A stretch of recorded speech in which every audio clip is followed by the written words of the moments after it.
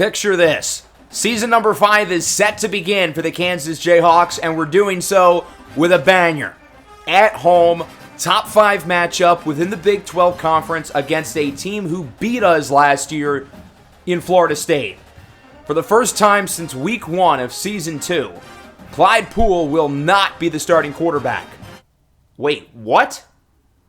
Welcome back, everyone, to the Kansas Dynasty here on EA College Football 25.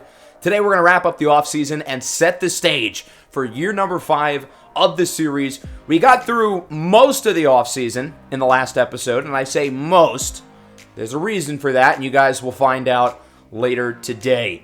It was certainly a busy offseason for us. We didn't have an extremely large senior class, but a very impactful one. However, there were more moving parts than I could have expected, but I think our roster is positioned pretty nicely to not just compete in the Big 12, but hopefully make it back to the college football playoff for the 4th time in this series, and hopefully once and for all, win the national championship. We officially have a very firm stranglehold on this roster, as Jalen Todd is the only player left who we did not recruit here. In terms of our departures, Seth Jennings declared for the draft, which was to be expected. But we lost a lot of guys to the portal, including key players on offense, such as Isaiah Lamore and Jazir Tolbert, who want bigger roles. For Tolbert, it makes sense. He was never going to start here. He was always a rotational back, and I think this is the right choice for him. For Lamore, I don't know if the grass is always greener. And that's along with a senior class that features guys like Tykius Brinkley and Damani Maxson. We were pretty busy in the portal, adding some veterans to the secondary. We signed Javier Callaway, the number 1 player in the portal, coming from Nebraska, Tremonti Coleman from our arch-rival Kansas State, and Marco Liesel, who will compete to be the slot corner coming from Iowa State. This was definitely our smallest class, but one with a lot of impact contributors. 3 players through the transfer portal and 15 freshmen, including 5-star wide receiver Elijah Parrish, who's expected to start in the slot immediately, assuming he plays well enough in the spring and summer. As I mentioned earlier, though, we lost a lot of guys in the transfer portal. It was not just Isaiah Lamore and Jazir Tolbert, but other players who we had manually transfer in their best interest. Ben Bieria, one of 3 former Kansas Jayhawks to head to TCU. The reigning runners-up had the number 1 transfer portal class in the country. Terrence Bunch to Utah. Teron Jean-Pierre, a full-time starter as a freshman last year to Kentucky. Devontae Crispin, who we tried to get back, ended up going to TCU. Carter Leversky to Iowa State. Nicholas Perkins to Clemson. Sean Pollard, who's expected to be the starting quarterback at SMU. Maurice Waddy to Alabama. And then probably the 2 most notable ones, in my opinion, start with Jazir Tolbert, who is also headed to TCU, where he's expected to be the starting running back, joining the Horned Frogs, who are, like us in Florida State, amongst the favorites in the Big 12, given that TCU's bringing back a lot of their core, including the Heisman runner-up quarterback Hoss Haney. He now has a new partner in crime in the backfield with the redshirt junior Tolbert. As for Isaiah Lamore, he's headed to one of the teams who TCU beat in the playoffs, as he's going to the Shoe and will be playing at the Ohio State University. As I said earlier, I don't really think the grass is going to be that much greener for Isaiah Lamore, but I think if there is one school that he would leave for us, Ohio State is a phenomenal fit, a championship contender with a great quarterback in Julian Sayin, a more traditional passing offense. He'll get to be the starting tight end right away, a team who uses the tight end position a lot, and a team who needs a big-bodied receiver. They have a lot of good receivers, but they're all super small. This gets him a big physical target who I think will be a great fit in the Ohio State offense, and I think because of that, he'll have a chance to be maybe a 1st or 2nd round pick next year if all goes well. And that's not to mention, he's got some connections already on the Ohio State roster. There were some high school teammates of his who we recruited who ended up going to Ohio State. So I imagine those guys probably played a part in him going to the Buckeyes as well.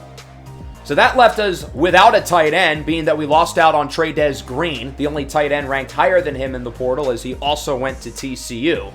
We ultimately made the decision to move Rasheem Diggs, our sophomore wide receiver, over to tight end, where he will likely be the starter next year. One of the big storylines that we kind of glossed over in the last episode, though, was Clyde Pool's decision to return to Kansas for his senior season. We feel like him coming back gives us the best chance to win a national championship.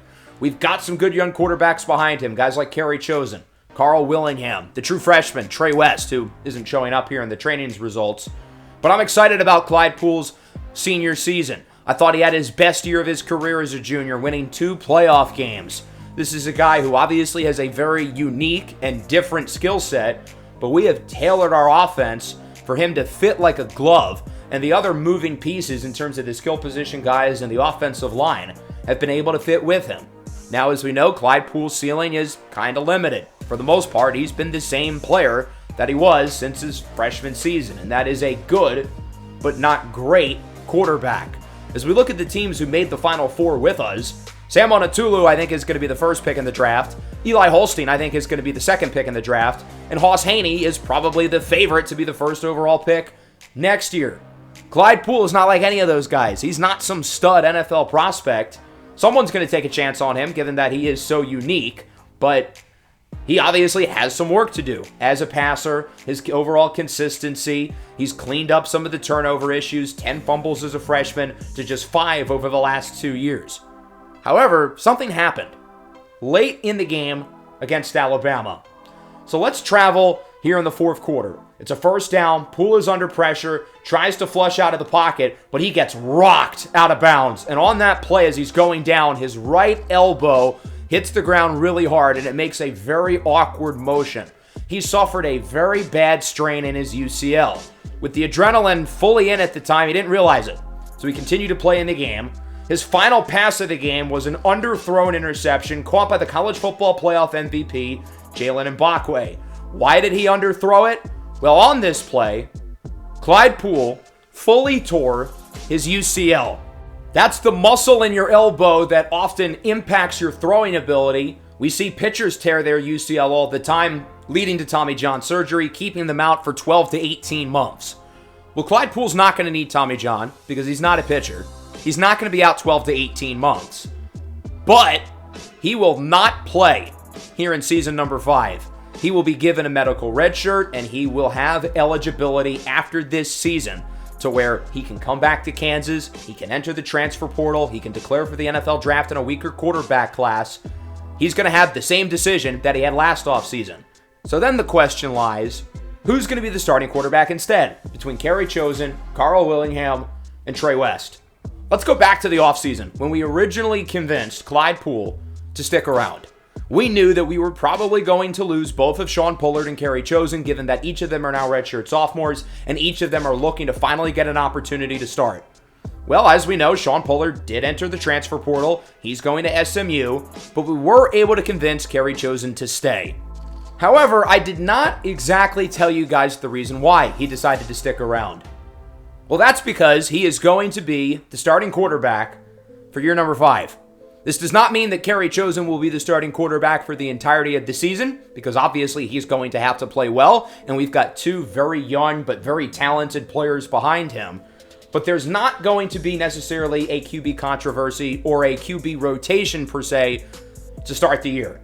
Kerry Chosen is the guy until proven otherwise. He has been extremely impressive in practice over the last 2 years. He's been better than Sean Pollard in a practice setting, and when he has played in game, he has also looked really good.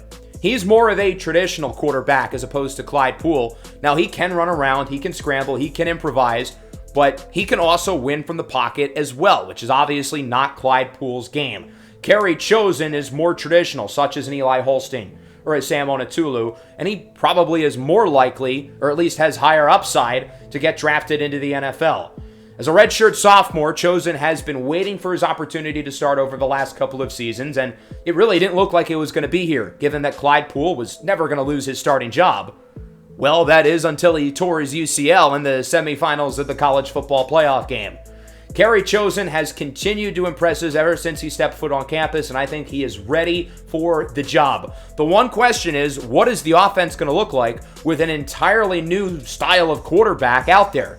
Because we have tailored the offense, the scheme, and the playbook around Clyde Pool. While Kerry Chosen can run around and scramble, look at this ridiculous run that ended up going for a touchdown somehow. He's not going to do that regularly in game, unlike Clyde Pool. So that means we're going to have to adjust. We're going to have to become more of a pocket-styled offense. We're probably going to throw the ball more than we have previously. That means these wide receivers are going to have bigger roles. Amani Law is going to need to catch more than 50 passes this year. Rajon Jones is going to truly be the number 2 on the outside. Elijah Parrish is likely to have a monster freshman season. But if Kerry Chosen does not play well, we're going to give these other guys an opportunity. I think Carl Willingham is the most physically talented quarterback we've ever had on this roster. 6'5", 220 pounds, strong arm, solid accuracy for a young guy, and he's really athletic. 92 speed, 96 acceleration. This is the type of physical specimen who has the long-term upside to potentially be a star at the next level if he develops. He's gotten limited in-game reps, hasn't been very impressive, and we feel like right now he's a step behind Kerry Chosen. But if there's one guy in this room who's the most likely to be an elite quarterback at the college level and be a high NFL draft pick, it probably is Carl Willingham. And then there's Trey West, who would be 3rd on the totem pole. He's a true freshman. He's only a 74 overall, so it's unlikely he would see a major role this year unless Chosen and Carl really struggle. But we like Trey West's ability. He has a pretty high development trait, and I think he's a guy who, if needed, could potentially have the upside to be our long-term starting quarterback as well.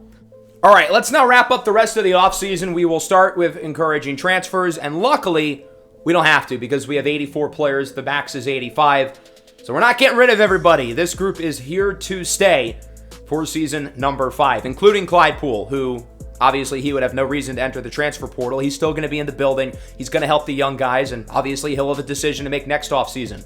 There will not be many big-time changes across the country in terms of conferences. That was last year when the SEC made its first steps in changing their conference around. And I guess it worked out, given that for the first time in this series, they were the best conference in the country with the national champion in Alabama. There will be a couple movers, both of which are actually leaving the Big 12. Arizona State and BYU feel that their best chance of potentially being a playoff team is not here in the Big 12 because they're not on the same level as most of these other teams. They're going to move to the Pac-12, which is essentially now a Group 5 conference. But they both feel like at some point, maybe not this year, but at some point, they will be amongst the better Group of 5 teams in the country. We do lose out on some traditional in-conference rivalries such as Arizona, Arizona State, Utah, and BYU, but I would still expect those teams to play out of conference. As for what it means for the Big 12, I think our conference just got harder.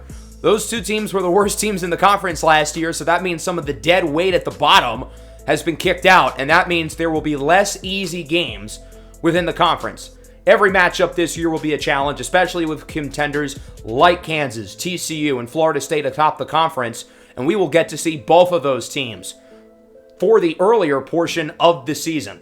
This is what I'm thinking with the schedule right now. We don't necessarily have to be locked into it, but our very first game, as I said at the beginning of the episode, at home, number 4 Kansas, number 5 Florida State, and then the following week, headed to the Shoe, facing off against Ohio State, a team who's made the playoffs multiple times in this series.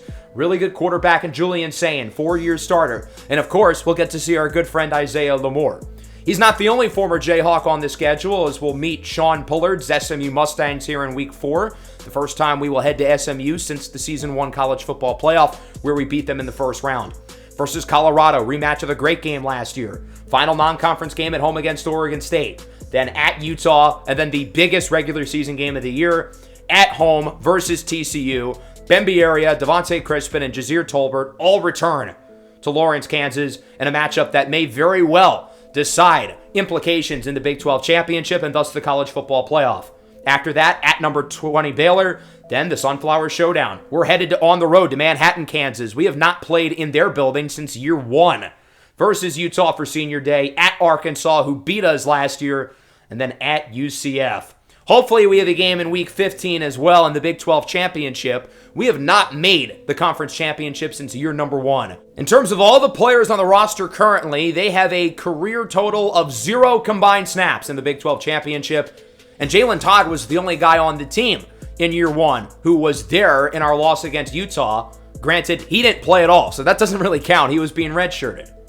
So now that gets us set for Season 5 as we look to get the depth chart settled. We know who our starting quarterback will be to begin the year, and it will not be Clyde Pool, of course. Kerry Chosen is the QB1. Carl Willingham will be the backup. Trey West will be redshirted. But obviously, if Chosen and Carl Willingham struggle, we will look to adjust as fit. Carl Willingham and Trey West hopefully are going to get some snaps at some point this year, whether it's late in games or maybe Kerry Chosen is struggling and we choose to make a switch. So that'll wrap up the episode. I hope you guys are excited for Season 5. We'll be playing our first game or games in the next episode. I'm not entirely sure how many. I have begun to figure out what the plan is for the end of this series. I might have an update video within the next couple of days explaining how we're going to wrap up this series and what the start of the College Football 26 cycle may look like. So I hope you guys enjoyed it. Make sure to leave a like. Make sure to subscribe to the channel if you are new. And give an F in the chat for Clyde Pool's elbow.